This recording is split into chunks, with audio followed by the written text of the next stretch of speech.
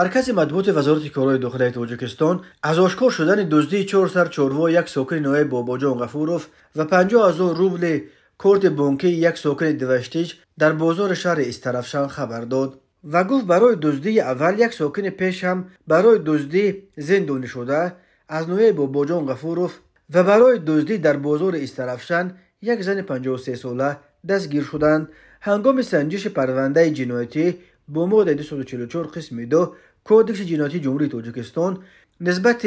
پیش دستگیر شده مرد 30 ساله ساکن نوای باباجان غفورov که پیش با ماده 248 قسم 2 کودکس جنایتی جمهوری تاجیکستان سود شده است معین گردید که دوم به 3 دکبر سال 2022 برای پنهانی از خانه استقامتی مرد 52 ساله ساکن نوای باباجان غفورov 4 سر چاروای میده شاخدار را دزدیده از جای حادثه غیب زده است. این چنین به شعبه وزارت کارهای داخلی در شهر استرافشان عریضه مرد 39 ساله ساکن نوای دوشتیج وارد گردید که 6 دکبر سال 2023 تخمینا ساعت 2:00 شخصان نامعلوم هنگام در داخل بازار مرکزی شهر استرافشان قرار داشتنش همیانش را که در داخلش 50,000 روبل روسی و یک عدد کارت امانت بانک بود دزدیده از جای حادثه غیب زدند. هنگام گذراندن چاره‌بینی‌های اپراتیوی جستجویی معین کرده شد که جنایت مذکور را زن 53 ساله ساکن شهر استرافشان صادر نموده است. نسبت بر دو گمانبر شونده پرونده‌های جنایتی بر اساس ماده 244 قسم 2